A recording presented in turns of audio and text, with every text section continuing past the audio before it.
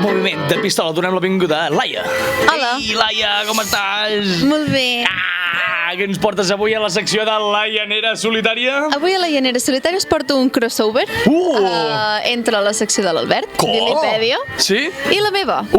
Perquè avui plantegem una realitat paral·lela relacionada amb el cinema, que és que què hagués passat si el cinema i les drogues no s'haguessin conegut mai? Bum! Bum! No existiria el cinema. Exacte, no existiria el cinema. Passarien coses. Passarien moltes coses. Algunes bones, algunes dolentes. Dolentes, per exemple, Almodóvar no podria fer pel·lis com Dolor i Glòria explicant que es droga i fa pel·lícules. Sí. Almodóvar es droga? Almodóvar... Hi ha directors que es droguen per fer pel·lícules. Què? Com? No estem preparant el tango de la cocaïna, és igual. Que va. Per exemple, després... Dimitit ja.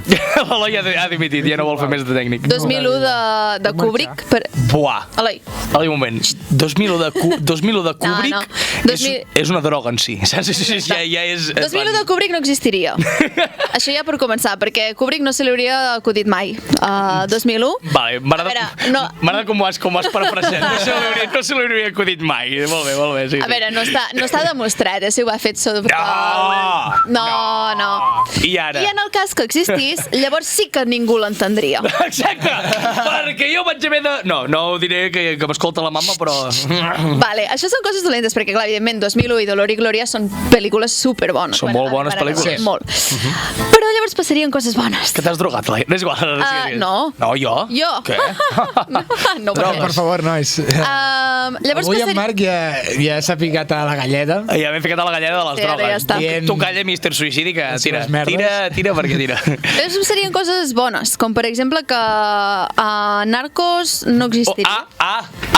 Però espera, Narcos està bé la sèrie, vale? Però... Fins a la tercera temporada. Escolta'm una cosa. Narcos no existiria i li faria un favor a tothom, perquè la penya deixaria de pensar que Pablo Escobar era el puto amo. O sigui, què collons us passa, tio? Era un assassí. És que, què m'estàs explicant? El puto amo de què? És que em fa molta ràbia. Molta ràbia. Vaig veure un... És que, Però és molt guai a la sèrie.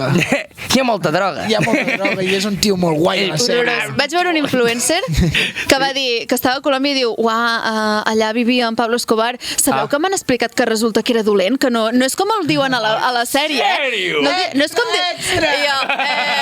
Senyor, cultura, sisplau. És que... Déu meu. Em rebenta. La Laia rebentada. Sí, la veritat. Llavors, què passaria? Perdona. Ok. Tindria moltíssimes pel·lícules, segones parts, terceres, quartes, cinquenes, sisenes, de Solo en Casa, perquè el prota encara faria bona cara, suposo. Aquí has anat a tocar un tema. I bueno, els lladres que entraven a aquella casa i s'entrebancaven amb el gel... També anaven una miqueta... Doncs això, el protagonista, que té un nom impossible de dir... Macaulay Culkin. Això, Macaulay Culkin aquest. Macauto Culkin. Macauto. Llavors, doncs això, podria fer... Anar a buscar la teva droga amb cotxe. Exacte, està bé. De fet, no sé si ho sabeu, hi ha 4 parts de Solo en Casa. 2 protagonitzades per aquest i 2 altres que són exactament les mateixes pel·lis protagonitzades per un altre. Perquè jo crec que ja va començar el món de ben jove i clar, ja va ser com un... Li començava a... Anar begut al rodatge. Sí, allò, estàs bé, m'hem fotut una mica de dalt, sí, estic així, tonto. Llavors passarien altres coses, com que, per exemple, David Lynch no seria un director conegut, perquè les seves pel·lícules ningú les entendria, tampoc. No, pues que pobre David Lynch ja és una droga. Sí, veure una pel·li seva és com un... Uau, és increïble, Locura. I el símbol del cinema negre, com el tabac i l'alcohol, en lloc d'aquests, doncs seria una bossa de patates d'aquestes ecològiques, perquè, clar, bossa de patates ecològiques perquè ara tots són vegans i està de moda, però la bossa segueix sent de plàstic, així que... Pam! Ara què, Greta? Thunberg, ara què? How dare you? How dare you? No, també és veritat, i també, veus que a mi em faria molta gràcia veure en plan El Padrino, serà allò de... En més del seu poraco, allò amb una espada... Mátenlo. No.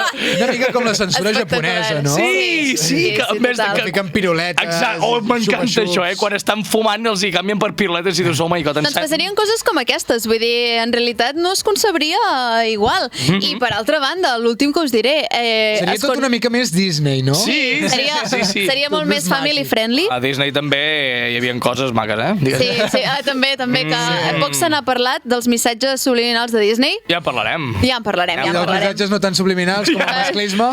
Bueno, evidentment aquest és bum! Que llavors ho intenten arreglar amb un petit clip de 10 minuts de les princeses dient no, perquè som empoderades, no sé què. Allò, quina ràbia que em va fer aquell puto clip, 10 minutets, a més, saps? És que... Compara-ho amb una pel·lícula d'una hora i mitja!